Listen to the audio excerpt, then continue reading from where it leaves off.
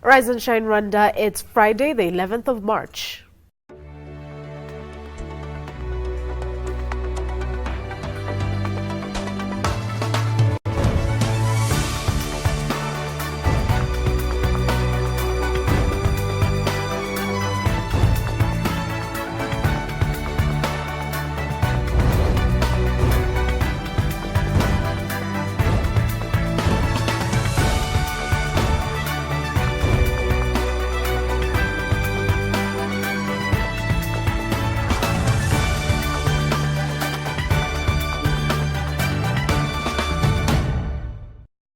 Welcome to Rise and Shine Rwanda's weekly review show where we take you back through the best of the week here on Rise and Shine Rwanda. It's just past 7 o'clock in the morning. My name is Ivan Magwene. And I'm Yvette Shimbusho. Over the next hour, we'll be bringing you a review of the week's top stories, analysis, debate, and insights into the stories making headlines here in Rwanda and across the world. So the Rise and Shine crew have been throughout the week, been diligently gathering and preparing everything you need to know about what's going on here in Rwanda and around the world. Well, it's been a busy week for us here at the Rise and Shine headquarters. One of the most interesting stories that I put it on this week was about South Sudan finally joining the East African community. Here's a report we had for you. Welcome back to Rise and Shine Story of the Day with me, Ivan Magwene. Nearly 6 years since South Sudan applied to join the East African community, they finally got to be cleared. For South Sudan, it has been a long journey. To the East African community, it has been all about formality. With South Sudanese acceptance, the now 6 nations bloc's market size has now grown to 162 million people, up from 145.5 million. Already, the world's youngest nation has been active in pushing for Northern Corridor projects, making its admission to the bloc a milestone that should boost the region's integration ambitions. Many have been asking, what does South Sudan bring on the table? Well, we'll open up the discussion, and to help me shed more light are my colleagues Yvette Shumbusho and Moses Wirikunzira. Yvette. Yes. And Moses. Yes. This is a country, of course, it's the youngest country we have in the East African region and the world, I would say. Okay. 4 years just after independence, these people, the country went on and the people to say we want to join the East African community. Mm-hmm. We are now 6 members. Yep. But the question, of course, as asked over there, what does South Sudan bring on the table? What is it going to benefit? What are we going to benefit from South Sudan? Where do we see South Sudan bringing transformation in the East African community? But first, I want to know how you welcomed the news and what was your own, general view of South Sudan joining the East African community so far? Well, I think it's great news, of course. We're all Africans. Yeah. In fact, we should all have just one block, and that's the whole of Africa. Mm-hmm. But that's not really doable at the moment. So we'll just stick to the East African bloc. And I think it's great news. Also because, South Sudanese are found these days within East Africa, especially in Kenya. Mm-hmm. And, even a lot of the Kenyans, like some of them, originate from South Sudan. Mm-hmm. Now, there's a connection between the Luos and the South Sudanese. So there's that connection. There's some that come from Uganda. They're right in the border with Uganda. And there are some that are even coming into Rwanda bit by bit, one by one. And I think it's great. It's only fair that we include them when the fact that they've even asked, So it's only fair that we actually accept and let us all integrate and as a unit. Mm-hmm. So yeah, it's great. Now, Moses, this is a country, of course, that has, even after 4 years from getting its independence, it has been torn apart by war, tribalism, famine. It is kind of, it's still a country that is struggling. Yep. Do you think maybe joining the East African community could be the time that we see South Sudan transforming into the country that every East African desires to have? For sure and definitely, because South Sudan has a lot of history that it shares with some of the countries in East African community. Because let's face it, they had tragedy, they had so many problems of war, a kind of genocide happening in the entire Sudan, and the fact that they want to be away from the northern Sudan, you see, that makes them want to be independent, and also not only independent politically, but also economically and also socially. So they want to socialize with the people who have peace, security, and also who have already started, a perfect way of doing business, so that the people of South Sudan can just try to benefit from what is it the other countries in East Africa are already having on the table, which is like common market, and all other activities that is happening within the East African community. And for me as a Rwandan, I always dream to see South Sudan to be peacefully, because we are all people, we are all human beings. But the problem they've been facing throughout has been always a big problem. But now that shows the president who is actually ready to build the country to an extreme, to actually overachieve, the reality that people could actually see. That could be possibly achieved. Like when you see Rwanda, when after we went out of genocide, you see we try to get hands with different, communities, different blocks, so that, we can actually enhance ourselves through the community, politically, economically, and also educationally wise. There's so many benefits that South Sudan would benefit from East African community. We also benefit a lot because we learn a lot from them, and they also learn a lot from us. So that is going to be a win-win situation. And also not considering, the fact that South Sudan has oil, and God knows how many other kinds of minerals that we have yet to discover. So I think it would be a great, and given the fact that Kenya is just, and Tanzania are just at the port, on the coast actually, they're able to, give all the resources, import all the resources that are needed in order for us to drill that oil and maybe even benefit from all of this. And part of what South Sudan actually looks out to maybe is also constructing a pipeline for their oil. Yep. But then, Yvette, I have a question on that same issue. Economically, first, one thing that I've learned from Rwanda's story is that even before Rwanda joined the East African community, they had a process of transition of building structures, the leadership structures, the economical structures, so that even their bargaining power on the table in the East African community could be even higher. Because now Rwanda does not stand like a baby on the East African community. It's rather a very grown nation, fastest growing economy in Africa, possesses as a threat to any other kind of nation, right? In terms of the economical factor, the leadership structures. But this is something that South Sudan lacks. Yeah. First of all, it's already now that they have an interim government that has signed a peace agreement with the opposition. It's just a new government. They're still struggling. It's a war-torn area. Tribalism is going on. Economically, they're going through a lot because, with even the oil, it has not been beneficial because of the war and everything. So do you think actually South Sudan stands to gain from this, or we find ourselves overpowering South Sudan on the bargaining table because they don't have yet all those structures that everyone requires to sit on that same table to make a very mutual agreement as any other East African community nation? Well, I mean, yes, we could probably have the upper hand when negotiating compared to Sudan. I mean, us, the East African community, and South Sudan, we could definitely have the upper hand because we have a lot of things in place in terms of economic structures and infrastructure, and I mean, when it comes to leadership as well. But the thing is, we're not looking for just perfect nations because we're all struggling. I mean, look at Burundi. It was accepted in the East African community, but what did it have to offer? There was not much on the table in Burundi compared to when Rwanda actually went on board, So as you can see, since they were able to even allow Burundi to come on board, not so much to offer, I would feel like they should also allow South Sudan, because we're not looking at now. And that's one thing I like about integration. It's not about right now. What do you have to offer now? But what is the potential? What is the future? What does the future look like? So that since we have oil, and actually South Sudan has oil, and with the help of the East African community, we could be able to help them in terms of leadership structures and even help them with establishing economic infrastructure and everything that is needed. It could actually be a very powerful country. It could be a country that a lot of these other African countries would be dependent on. So let's not look at now. Now they might not offer so much, but it's what is in the future.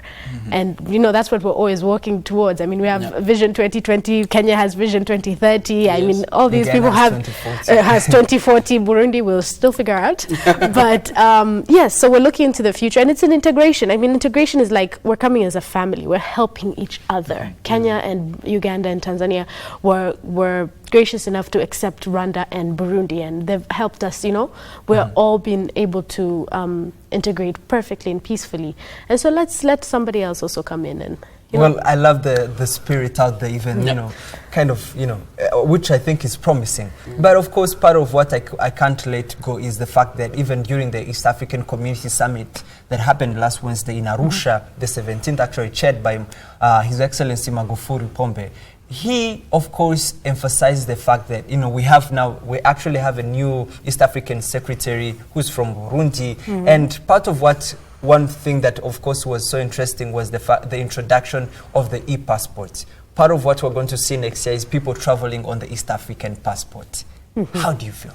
That is amazing. You know, that's what I'm saying. You know, this East African community is actually going to be one of the most powerful blocs in African continent. I think so too. In the near future, because when you look at the South African, Southern African community and the West African community, you see, there always those kind of war stuff, you know. But when you look at the East African community, we are trying to structure the security-wise and of course the economical-wise. But when you look at you know, the fact that you can travel all over East Africa with the one passport, that means, you know, we are getting there. You know, of course there are a lot to be achieved, but we are getting there. And then when you look at the fact that we are having now Tanzania back on board in good mutual understanding with Rwanda and also other countries, because, you know, when Tanzania is not happy for so many different reasons, that means now transportation becomes a problem, because they have a very good port, and, you know, now it becomes somehow difficult for a country like Rwanda and some others. And now, but the fact that now we have them on mutual understanding with now Kenya and Uganda, you know, Uganda, and now the elections now is over, and it's much better. And now the only problem right now is Burundi, of which I'm pretty sure that the entire bloc is trying to find out on what to do to make sure they bring back the security in the country and of course in the region.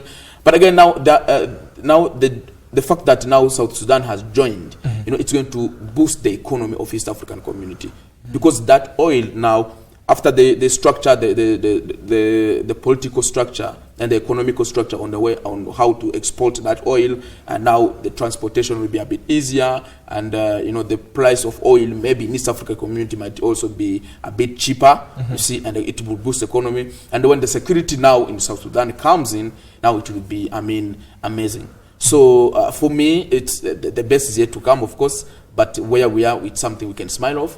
We need to smile for that and cheer for it. But again, there are a lot to be done. That's what I believe. Yvette, your final remarks on that? I'm very excited. I mean, there are so many times I'll travel to like maybe Kenya, and if you don't have like a student pass or something, they would make you seem as if you're from Mars or something. You're like, I'm just from Rwanda, okay? It's not like I'm from, I don't know, West Africa or something. I'm not that far. We're East African.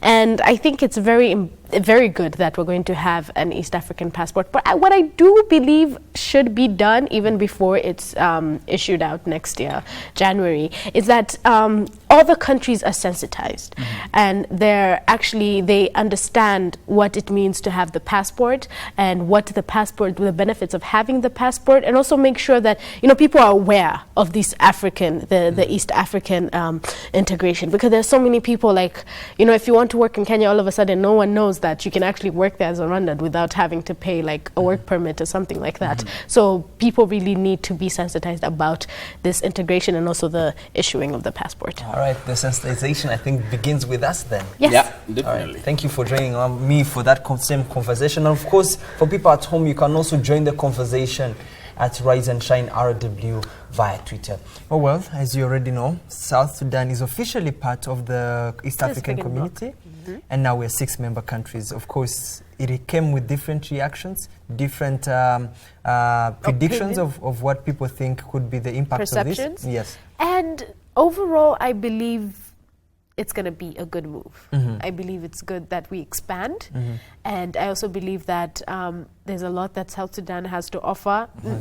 Apart from just their oil, which is so great, but I'm sure there's a lot more they need to offer. And plus, it's as if, you know, the East African community will participate in nurturing the country, also, you know, helping it with whatever issues it's going through, whether it's economical or even political. And, you know, it will turn out to be one of the best countries here in Africa, definitely the youngest. So it's a good move. Well, overall. I agree with you, because it's a young country. It's a country with booming business opportunities. We saw actually Uganda taking advantage of that. We saw countries like Kenya doing that. So I think also the integration is going to become better, and also not forgetting that South Sudan could be also a corridor that leads us to countries like Ethiopia and other countries that are in the northern and the Horn of Africa. And Sudan itself. But the only issue I'm having is that of its currency, which has devalued almost over 100%. So that is something. And the conflicts. Yes. Mostly I'm talking in terms of economical issues.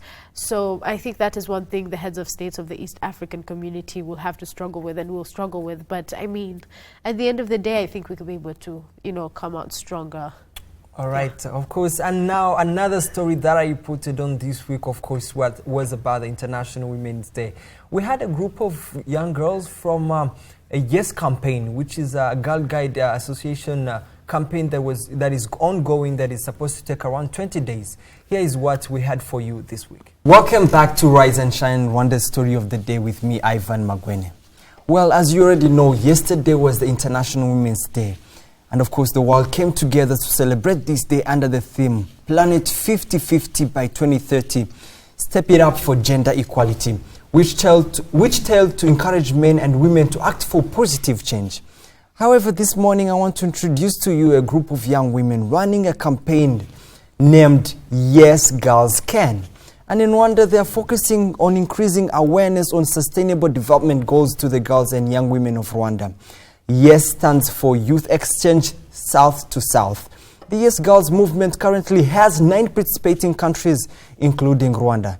Now joining me in studio to talk about the campaign are Yes Girl movement members. Now, welcome to the studios. Now, first of all, I would like you to know that you've broken the record of being the #1 team that comes to Rise and Shine in big numbers at the same time. Thank you. But anyways, welcome.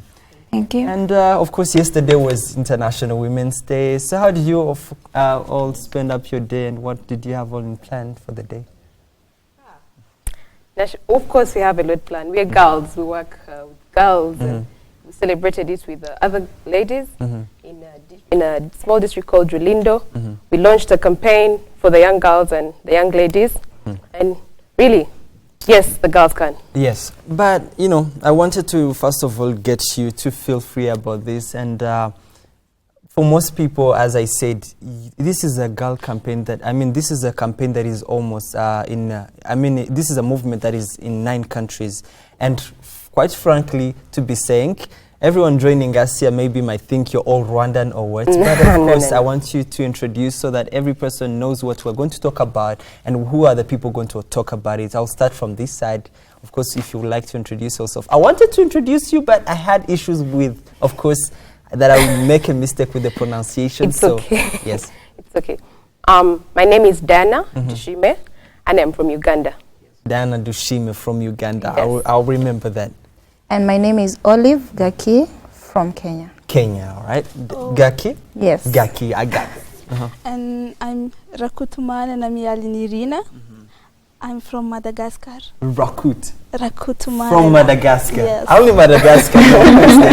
But this time we have Madagascar in the house today, all right? My name is Rosie Piana Mwambete. I'm from Tanzania. From Tanzania, all right. So we have actually, I think, Madagascar, which is where at least far from Rwanda a little bit, but we have Uganda, Kenya, Tanzania, and finally we have Madagascar also in the house. So, first of all, I'd love to start with, I am really bad with names, so I'm going to start maybe asking you questions, but not basing on the names. I want to know a little bit about the Yes Girls movement. When did it start and how it came about? And what is it all about? Okay, Yes Girls movement, as we've heard, it stands for Youth South to South Exchange. And it started last year. Last year we had 4 countries that participated. And because of the impact they made in the last year, this year we added 5 more countries. So we are 9 countries that are participating in the Yes movement. All right. So what was the whole birthing idea? Why did you have to say, well, this is why we named this South to South? Is there a meaning between that? Oh, yes, there is. The exchange, if you look at the map of the world, we're in the southern. Yes. So it's only an exchange between the southern countries, south. So we're all in south. We'll come from southern hemisphere only. So an exchange between just countries below that line within Africa. All right. Yeah. So I get now the whole birth of the name, because I was trying to get, the whole click between the South to South. So I was trying to figure it out. But coming on to this side, I want to know, you've been a member of the Yes Girl movement, right? Yes. And I wanted to know what has so far been done and what have you learned from it and what have you achieved from it? Okay. Until now, we have, because we have already 2 months in Rwanda, and we have already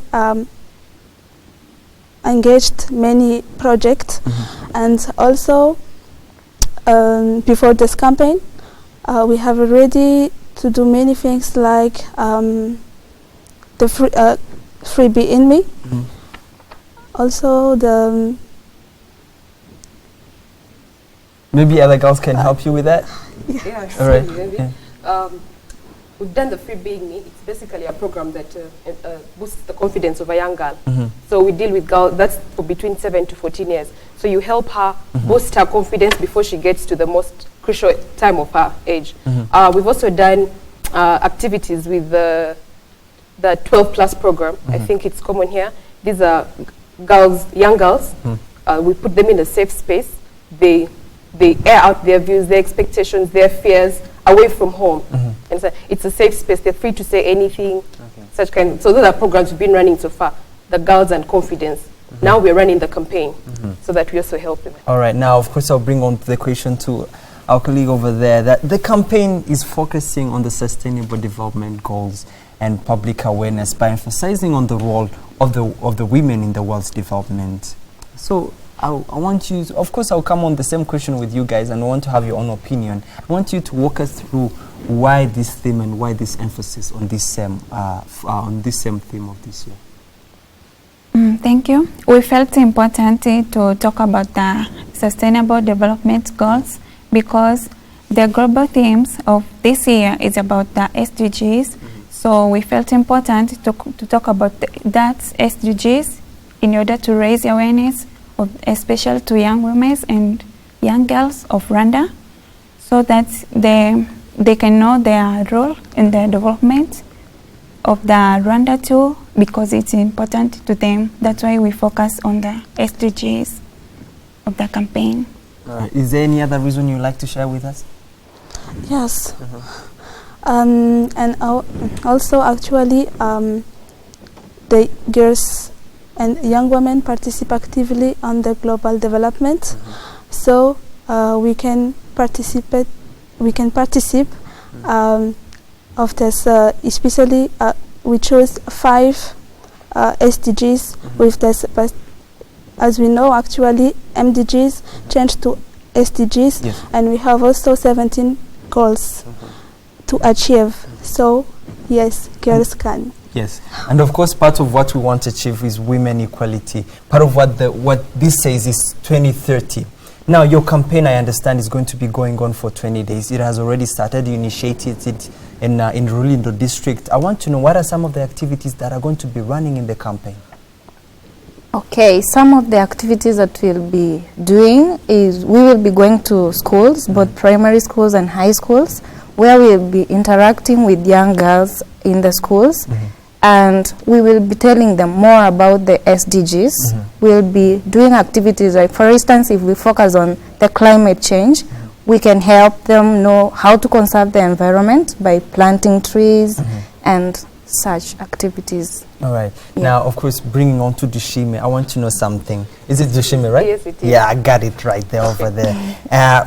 What are some of the expectations you have that even at the end of this campaign, you people should be saying, well, this was our goal, and in fact we have achieved it. I understand that you plan to train over 6,000 girls around the country, and you think this will have a very big impact. But this is a question that I will revolve around everyone, because you're working so hard to make sure this campaign is a success. But what are some of the expectations from this campaign? Like you said, we expect to reach the 6,000 girls. Once we do that, if each and every girl has picked something from what we've taught them, for example, if we go and focus on gender equality in one place and we focused on climate action elsewhere, if each and every single one of those 6,000 girls did something, contributed something to the SDGs, like let's say climate action, if each and every one of them planted a tree, those are 6,000 trees in Rwanda. And that's a very, very big impact. 6,000 new trees, that's a very good impact on our environment. If each and every single one of those girls went ahead to pick just one leaf off the ground, one piece of rubbish, Rwanda would be much, much cleaner than it already is. So basically, at the end, we want to see that each of them can do something small, and collectively, it's going to be a very big impact. That's a major expectation, really. A major expectation. I also want to, of course, I can see you all putting on something that is unusual. Not everyone that comes on the show has the same kind of fashion that you people are putting on. Does this represent something? The scarf? Yes, the scarves and maybe the logos on the shirts too. What does this represent? I would love to start with the scarves, because it seems it's not normally that people put on this kind of scarves. What do the scarves represent? I can see, of course, Tanzania and the flags. I can see this is Madagascar, and I can see Kenya, and of course Uganda. What are you representing through the scarves? Is there something that we should also know about? Yes, yes. We are girl guides. Yes. Basically, and the girl guide always wears a scarf. Yes. So each girl guide from her different country has a scarf with the colors of her country flag. All right. So this is a scarf for girl guides in Uganda, and this is a scarf from Kenya. Yes. From Madagascar. Madagascar. Yes. From Tanzania. Now I understand your girls with a mission. A mission, of course, you're trying to accomplish. Now, of course, globally, the world is celebrating this day, as I said, under the theme Planet 50-50. But I want to ask you a simple question, and I think this will go around. If you look at by 2030, you're trying to do your campaign basing also on the SDGs. Not very many young people know about the SDGs. I doubt even many people young people never knew about the Millennium Development Goals. And now you're working on making sure that we attain it through the SDGs. Part of your campaign is making sure that also people know about the SDGs and also learn, especially focus on the women part. But I want to ask each and one in a very few seconds, because we're out of time. When you look at 2030, what kind of a woman, what kind of a girl do you envision by that time? Oh, can I start? Yeah, you can start. I'll start from this side, and then we can all go on, and then... Perfect. In 2030, I envision a leader, a strong, empowered woman, fit to do leadership, fit to lead this world to greater heights. All right.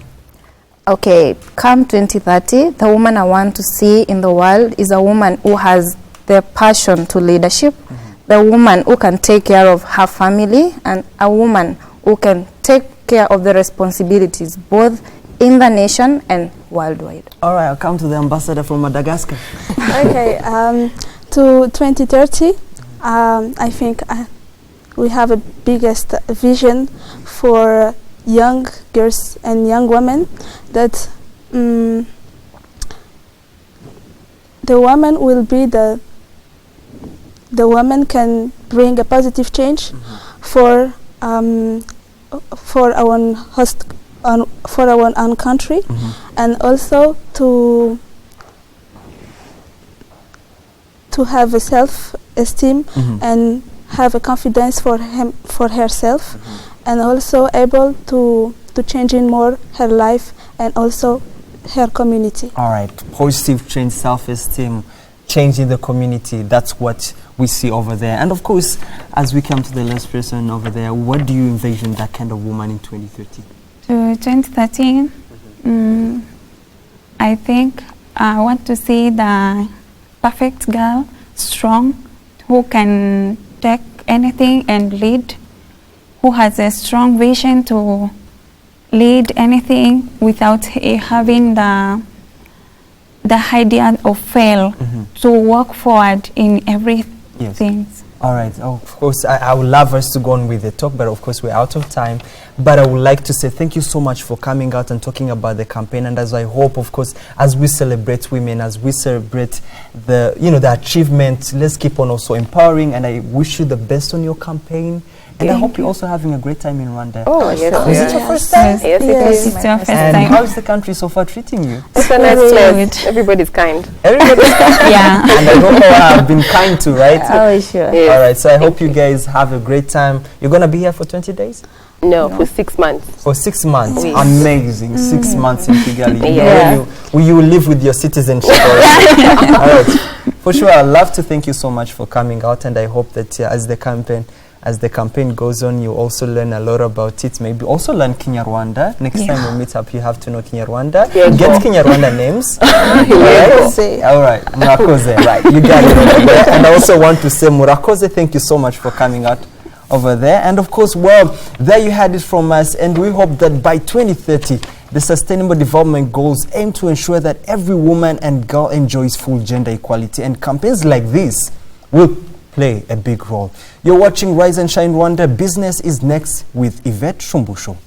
Flying has become such a breeze. With Rwanda, you save on money and time. Fly for as low as $249 to Entebbe, $280 to Mombasa, $305 to Nairobi, $329 to Dar es Salaam, $329 to Dubai, $505 to Accra, and take advantage of 35% discount to more destinations across Africa and the Middle East. For reservations, please dial 07881 700 or email reservations@rwandair.com or contact your preferred travel agents. You may also book and pay online via rwandair.com. Terms and conditions apply.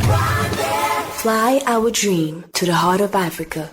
Okay, welcome back to Rise and Shine Rwanda, the review. Now, there were some big stories that I reported on. One being that was reported on Women's Day. And I got a little clip from the United States, and it just gave advice on the business, at least women in business. And so here's what. Women today are not afraid to take risks. There are a number of women in business, and they are succeeding. Here on the show, we've spoken about women who've made it in the aviation industry, hospitality, and even banking industry. So clearly, the sky is not the limit for us ladies. Given the fact that today is Women's Day, I thought it would be great to get some advice from a woman who has made a 360 turn from poverty to serving her country in the military and being named one of the top 25 black women in business. Linda Singh is the Major General of the Maryland military, and she sat down with the Network Journal to talk about her journey as a businesswoman. I believe we can learn a thing or two from her. This video is courtesy of the Network Journal. Take a look.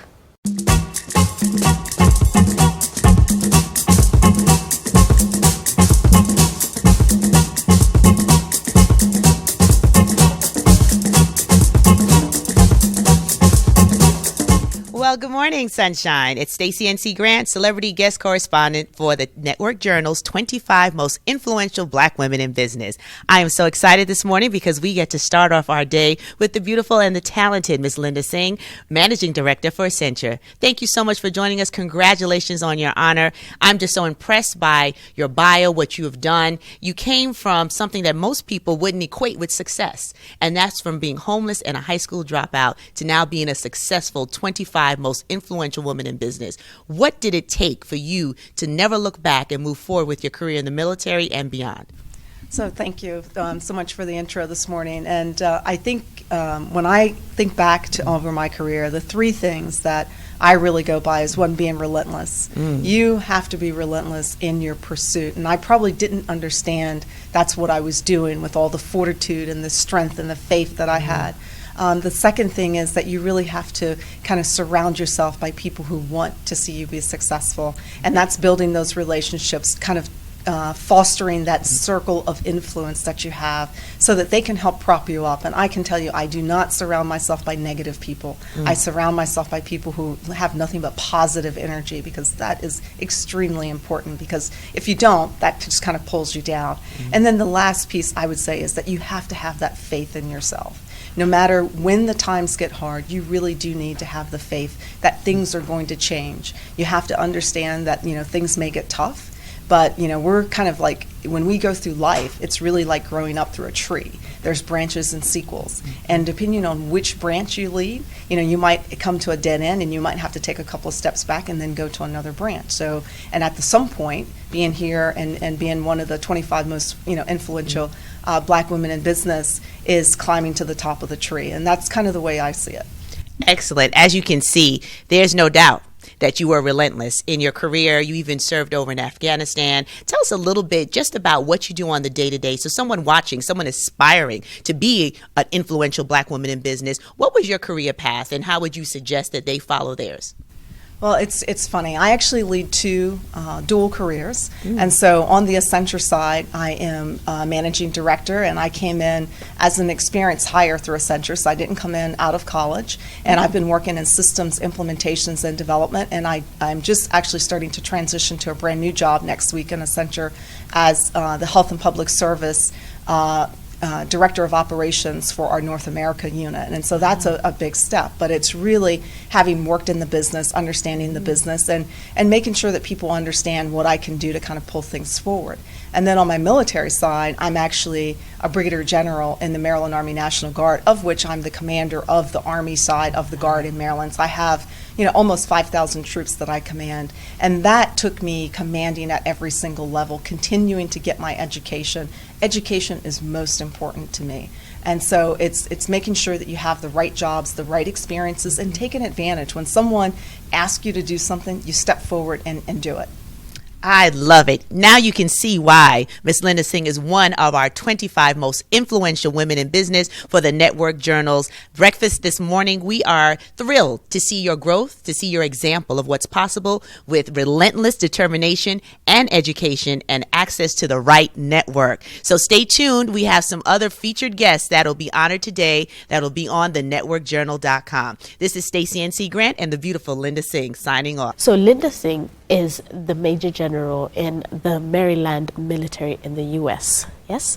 So she has command of about 5,000 troops, And on top of that, she has a business, yes.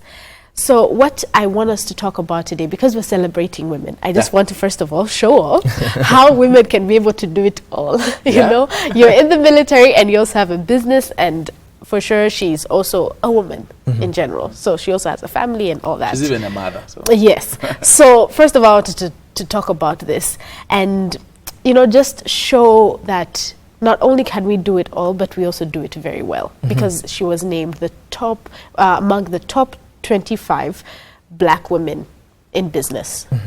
And first of all, she's black, so that just encourages you. Yes. So I just want to ask you, now we'll start with Ivan. Yes. Just want to ask you, what do you think about that? What are your thoughts? Well, this is a modern world today. And for me, I think this is one story, of course, out of many stories of women who are actually putting other women on the map.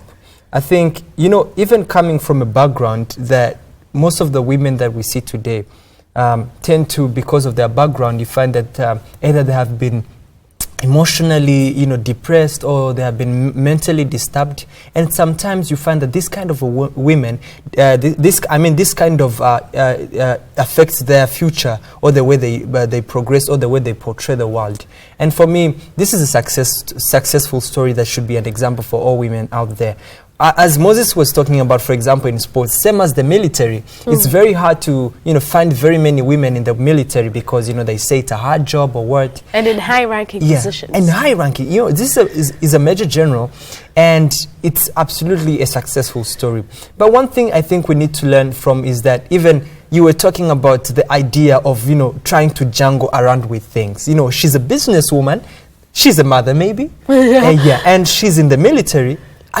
just being in the military is enough to make you go crazy, right? Because Definitely. and being in an American military, where I think it's even more crazy. I think You're in charge of the entire world. yes. Well, I And- wouldn't say crazy, but it's a handful. Yeah, it's a handful. I mean, you have a very busy schedule. You have people that you are held accountable for. You have a lot of things to do. And at the end of the day, she's a woman, a mother, and has a house, but she's able to jump around with everything. As you said, this is a possibility.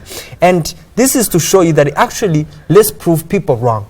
And for me, my dream, I was trying to envision you to try and make out your vision for women. But my dream is for us to see maybe in the next 30 years, to see a woman in a position and we're not amazed. We look at it, you know what? This is what she was supposed to be. This is what we're meant to be. It's not a surprise. Okay. I think sometimes I feel like surprises, things like this, make people feel like, oh, she's there, I'm here. So I want a woman to look at that as I can be there too. Yeah. And it's possible. We are coming to it. Most women are thriving for it. We've seen a lot of girls go get a good education. I've seen many girls from Rwanda go on to the Ivy Leagues. I've seen very many women make an impact. And I'm like, this is exactly what we need today in the modern world. And I think this woman serves as a great example that you can be a multitask mom, multitask soldier. You can be a multitask businesswoman, and you can actually balance it and have a healthy and happy home. So in general, she's a multitasker. Yeah. And what are your thoughts? He almost said everything. Yes. He But really basically, what I would like to say is, women in this society, in this modern world, as you just mentioned, is there are actually people who are very capable to do it all when they want to. And they've shown us and they've proved us that they are very much able and ready. See, this Major General, it's for me, I was very amazed after listening to her story on how she came from poverty to become in the military, to become a businesswoman. You know, the whole journey, she always found it difficult. There were so many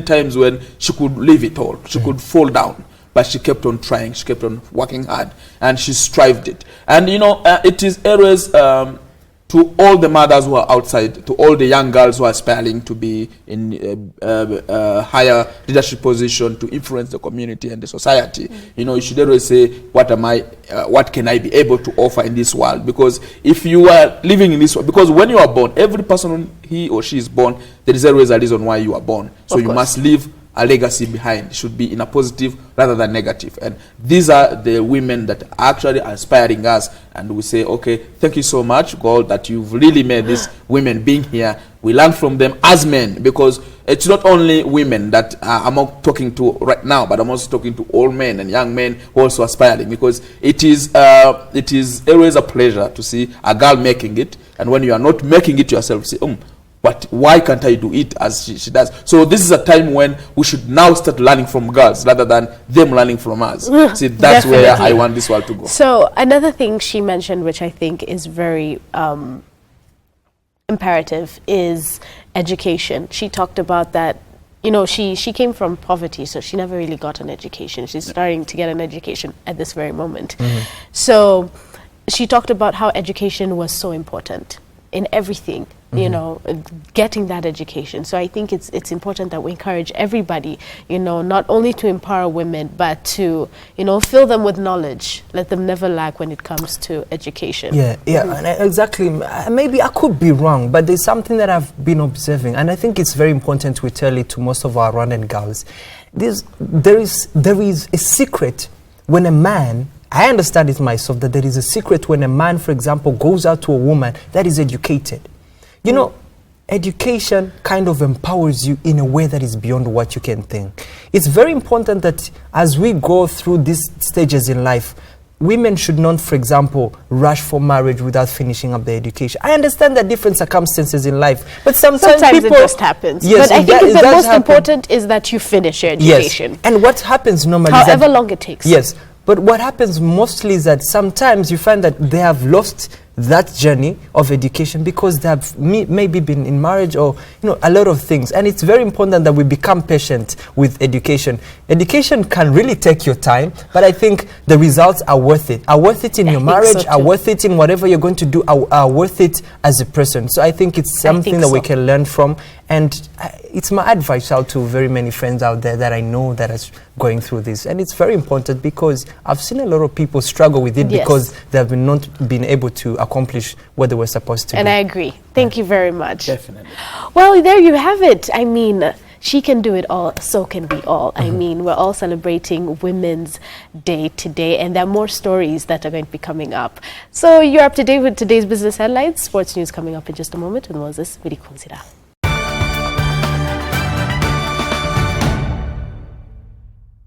You're watching Rise and Shine's weekly review show on 2 Sports Now. Now, of course, Moses Vilikunzira was on the spot again, trying to show us how Rwanda is getting ready for the Olympics in Rio de Janeiro. Here's what we had for you this week. With the Olympic Games happening in the summer in Rio de Janeiro, Rwandan athletes are also trying to fight to get the slots in Rio de Janeiro in Brazil. But again, in Rwanda, the Athletic Federation is also trying to find the young talents of which can also replace this Diodone and others.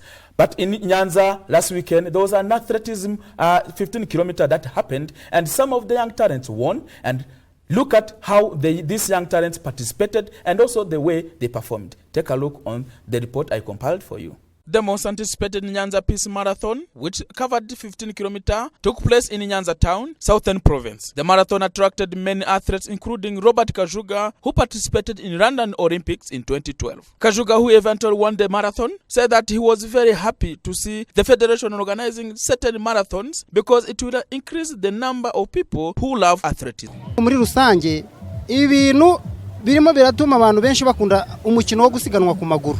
Urabana nk'ubu nk'ikiri kunshimisha ndi hano abantu bose barabyiganira kugira ngo barebe ikintu cyabaye hano. Ibyo biri muri cadre yo kugira ngo dukunde cyangwa se bakundishe umukino wa atletism. Ibi bintu batangije mbiri kugenda bitanga ikizere ko birajya kugera kuri Peace Marathon abantu benshi tuzabona ku munsi wa Peace Marathon. Ari nayo mukino mukuru uzabera i Kigali niko navuga kuri tariki 22 ni umukino uzahuruza imbaga nyamwinshi kuko uri hano wese uko ari kubyumva uri kubona abantu bari hano bose azagirana none amashushu yo kugira ngo yongere agende ajye gukompeta ni Kigali abone n'ukuntu noneho abantu benshi ba professionnel noneho bakomeye ahantu bazaba biyerekana noneho arebe koko.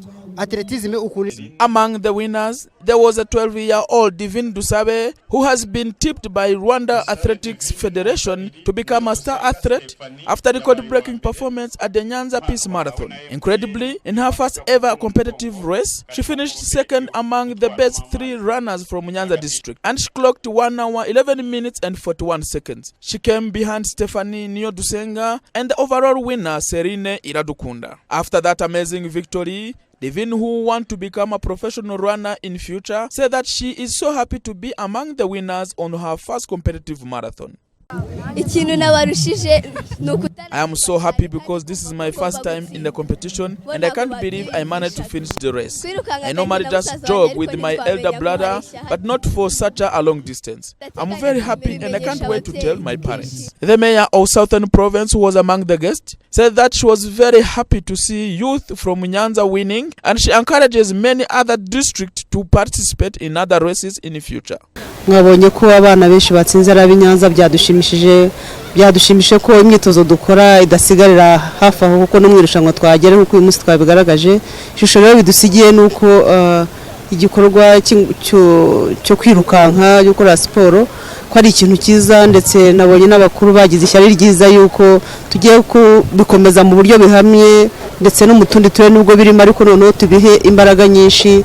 Kumva rero aho tugamije ari heza kandi tuzagerayo ko twabonyemo byiza cyane uyu munsi. Rwanda Athletic Federation has been doing very well after helping the development of young athletes who won gold and bronze medals in recently concluded Africa Youth Athletic Championship in 2015. Rwanda was represented by 3 athletes, 2 female and 1 male. Nishimwe Beata, aged 17 years, and she won a gold medal in 1,500 meters. Iribagiza Honorine, a 16-year-old, won a bronze medal in both 800 meters and triple jump categories, while Igiraneza Placide, who competed in 1,500 meters, did not win any medal. With the Peace Marathon on the horizon and the African Athletics Championship also on horizon, athletes are working hard to make sure that they will be ready to board the plane heading to Rio de Janeiro this summer. Moses Birikunzira, Rise and Shine Rwanda. Well, Moses, I would love to say that, of course, as you already know, it is a dream of every athlete. Definitely. And right now, I'm just here on the same couch with you, trying to at least put down and look at how ready are our athletes to shine in Rio de Janeiro. Because the Olympics are very soon, and of course, as we know, training matters. The training that you need to have, it's world competition, world-class players, and we want to know so far, how are we doing? And who are some of the people that have started coming up as representatives of our country? Of course, as we go on to enjoy the beautiful sunlight in Copacabana. He just said the beautiful sunlight in Copacabana. Well, the Rwanda Athletics Federation is trying to boost the chances of so much of the athletes, of which are looking forward to get. And have seen tremendous young blood coming also. Definitely. There are so many young talents that are actually trying to fight hard to get those slots in Rio de Janeiro. There is an African athleticism championship happening in South Africa June this year, of which most of the athletes will go there to make it even. Those who have a qualification, like Robert Kajuga has a qualification, but again he had an injury, before he came in the race, in the 15-kilometer race that he won last weekend on Saturday in Nyanza, of which it is boosting his chances also to be ready. Getting a slot in Rio de Janeiro is not enough, but also being ready to go and compete is also another matter. Then for him, he got a slot already, but again he's trying to fight to get back on a rhythm because he has been having injuries. But again, like Mukasa Chindi has a qualification already from Italy because she does training in Italy. And again, now Nina Barame also is already qualified also. But again, they will all participate in South Africa to boost their timing because it's always how many timing do you use while doing the race. Yes. But again, before I go, apart from those who are trying to get the slot in Rio de Janeiro, there are so many young talents of which Rwanda Athletic Federation is trying Exactly, that's what I wanted to ask you because, for example, if you look at people like the likes of Nyirabarame Epifani, ever since I think Rwanda started attending the Olympics, part of what we've been seeing are people like Nyirabarame Epifani. These are people that have been in the game for quite some time, and we need to see young, fresh blood coming up because the only way you build up Olympics is by introducing new blood. We've seen countries like Kenya bring in a lot of young people, and they have been doing tremendous things at creating great wins for their country. Yeah. So what do you think is being done already to bring up the fresh talent? Because we recently had a young girl in Nyanza trying to shine out at a very young age. Yeah, that girl is called Divine. She's 12 years old. She's still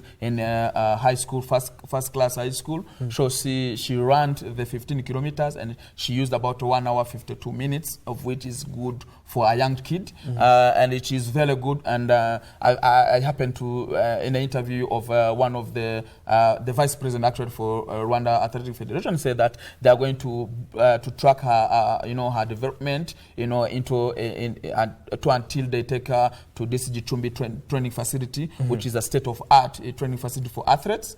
And now there is also young girls of which won gold and silver medal in All Africa Athleticism Championship that happened earlier this year. And now Rwanda are now getting some medals from Africa, and they're also trying to help those young talents through so many intense coaching and training to see whether we can have the new DCJ donors and the new Nyirabarame Epifani and new Colette Mukasa Chini. Because Rwanda, earlier Rwanda is always known as a country of athleticism.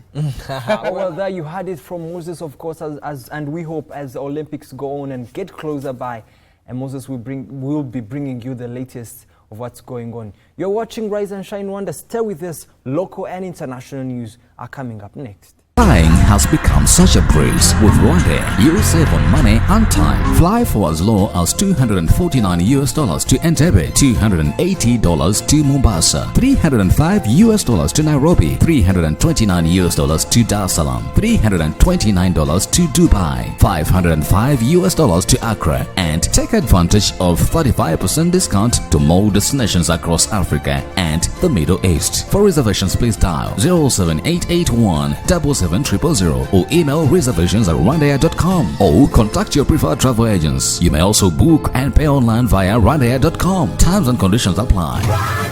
Fly our dream to the heart of Africa. I am very glad and even honored that I was able to do the lifestyle segment this whole entire week. And I mean, I think they actually caught on to the fact that it's my favorite and they let me do it. But this week on lifestyle, we talked about Africanism. You know, Africa as a continent, we share so much in common, and even though we speak like 100 different languages, there's something that always brings us together, and that's usually song and dance.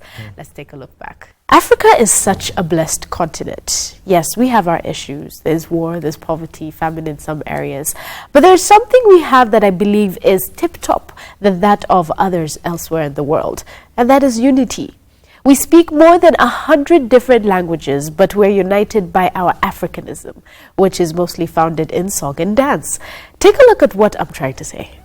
There's this one African song that no matter what part of Africa you're from, when you hear this song, you go crazy. You could be at the worst party ever. The DJ could be the worst DJ in the world, but if the DJ drops this song, everything changes and it becomes the best party ever. Most of us don't even know what the person's saying in the song, but we love it. We love it. And the worst thing that can happen is when a DJ plays this song, you're not in the area. So let's say you're in the bathroom and you hear this song. You forget everything you're doing and you rush to the dance floor like...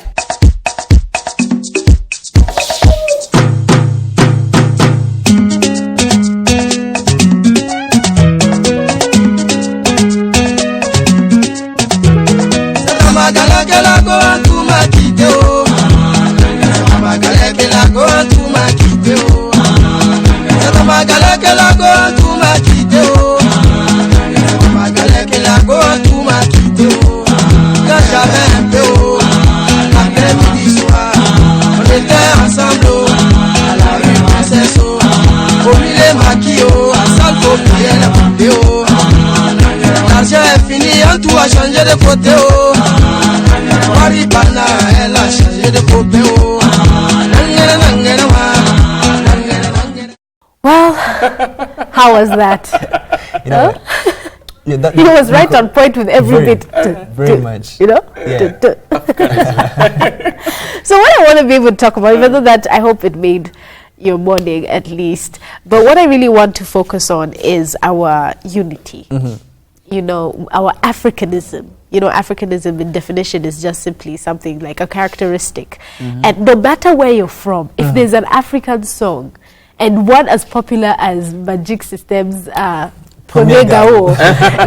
you know that you're going to know it. Absolutely. You know, and that's what he was trying to say. I mean, all Africans, we have this connection when it comes to music and dance. I mean, we're in Rwanda, but if you play something from Wizkid or any other Nigerian artist or someone from South Africa, then we know it. If you play Brenda Fassie, everyone will know it. Yvonne Chaka Chaka, everyone will know it.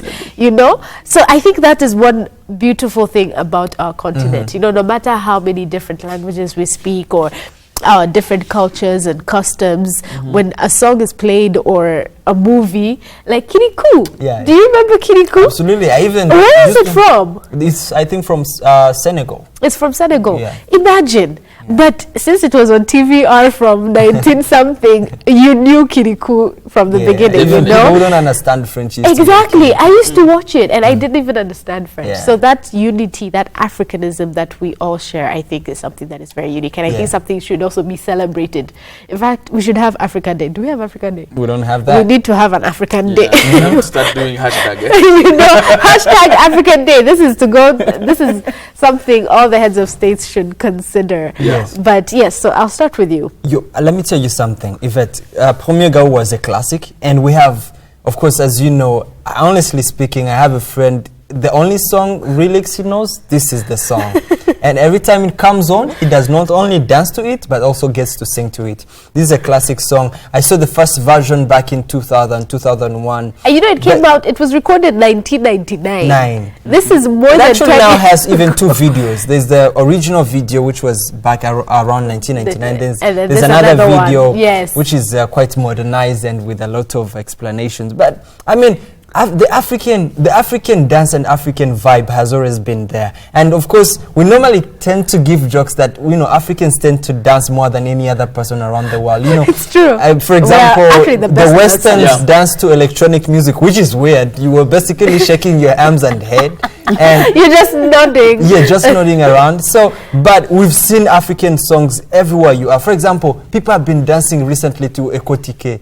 Yes. Kofi Olomide has been everywhere. This was a song in Chan. Karanga photo was everywhere. It made the headlines all over. Every time you say that, I'm in position. I'm always ready. Yeah, so absolutely. People dance to people like Awilo Longoba. Yes. I've seen very many Nigerians get to be inspired because of Awilo Longoba. People dance to Awilo in Kenya. We saw the song Nairobi come out to Rwanda by some lady. I don't remember. Her name, yes, but I know her. I think she's from Congo. Yeah, she's from Congo, but yes. Nairobi Kisumu was a song to dance to. Nakuru. I mean, these are everywhere. I don't understand what she's talking about, but we've seen this, and I think one of the things that keep Africans together is the music and dance, because we all love dancing. Trust me, if you find, for example, the American people, Africans in America, one thing that brings them together is the dance, and we have the vibe. No one has the vibe. Even our distant people in Jamaica, everywhere. And all those people came from Africa. Don't forget. I'm telling you. Long time ago, they were shipped. There was a verse. There's a verse in the Bible in Genesis whereby it says that Eden was in Africa. Really? Talk about it. Yeah, it really was. Maybe the Eden was really actually, in Africa. Apostle Dr. Jitwaza, there was one of African Rise. There's this conference that he does, and then he professed that there is some verses in the Bible. I don't know exactly, but it says that Africa, Eden was in Africa. You see, and you can go there and read. There's some chapters in Genesis. But again, before that, without talking about that, but when you look at Africa, almost everyone in the world has a heritage in Africa. They do. Even they used to say that apparently everyone used to be black. And I don't know who laughed in the Bible and all of a sudden they became white. Come on. No, I'm so serious. It's apparently even written in the Bible. We need to be able to find these things. Yeah, basically, when I go back, we find I think it was Sarah who laughed. When we go back on the African unity, the Africanism, music. Yes. Without music, what else could bind us together? It's true. Even in saddest times, music happens to find its way, within those situations, and dance. And when it comes to dance, it's a different story, because you can dance something, you don't even listen what to talk. I mean, the entire, all the words, you don't get it, but the dance, the instrumental and stuff, Africa is number one. It's so true. I mean, listen, we don't understand Pidgin. But let Wizkid release a song. We will be there, yes! What's the song? Chop your money, what? Yes, Olojogba. Whatever it is, I know what is Ojuolagba. Ojuolagba. They know my story. Yes. Songs like Woju. When a guy like this Rastafarian from South Africa, Lucky Dube, he could sing. Isn't that like your favorite? Yeah, of course. My father loves Lucky Dube. Everywhere in the world, even people from US, Australia, they will stand up and dance. Yeah. Exactly. I mean, this is one thing that we should definitely consider celebrating what we share. Absolutely. This Africanism it should be celebrated. It should be promoted. It should be empowered in everything that we do, because this is who we are. Absolutely. I mean, a song that was released 1999 but played today, and it still gets as much hype as it did then. Funny enough, there's a little something that at least I should be able to tell you, and also our audiences, is that Premier Gao means first fool in Ivorian slang. First fool. Yes. So apparently the lead singer of Magic System You know, you're so used to saying it in French that you don't even say it in English. Anyway, so the lead singer had a girlfriend, and because he was trying to make it in music, he was not, he had not found success yet. And so his girlfriend left him. And then once he made success with this song, well, at least with everything else, she came back to him, but she was like, I was the first fool, but I shall not be the second. So that's the theme behind the song. And can you imagine, all this time you're dancing, you don't even know what you're saying. Can I tell you something? I actually know a lot of the words in this song, but I have no idea what I'm singing. And it's in Ivorian slang. But I think with the second video, you're able to realize what the story is about. Yes, the second video. Yes, at least we're able to realize. That's when I got to realize that it's something about, the first girl when, when you're a star now, that she comes back again. And that's why.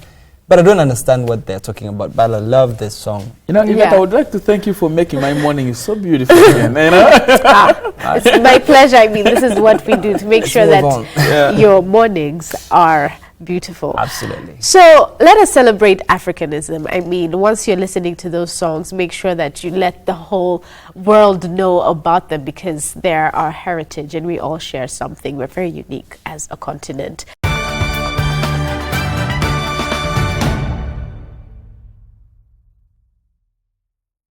Don't forget, we love to hear your thoughts, comments, and feedback on what we're talking about here on Rise and Shine Rwanda. Tweet us at Rise and Shine RW. Like us on Facebook and send us your ideas for programs. Check out our Rise and Shine Rwanda YouTube page where you can catch all the shows and reports we do. Finally, find us on Instagram, Rise and Shine RW. We love to see your pictures, or check out our Rise and Shine Rwanda website, www.riseandshinerwanda.com. Well, that is all the time we have for today. We love to hear your feedback, so keep sending them in. But for now, you've been watching Rise and Shine Rwanda with me, Yvette Shubusho. And me, Ivan Magwene, will be at same time, same place on Monday. Do join us then. But for now, from the both of us and the rest of the Rise and Shine team, have a very good day and even a better weekend. Goodbye.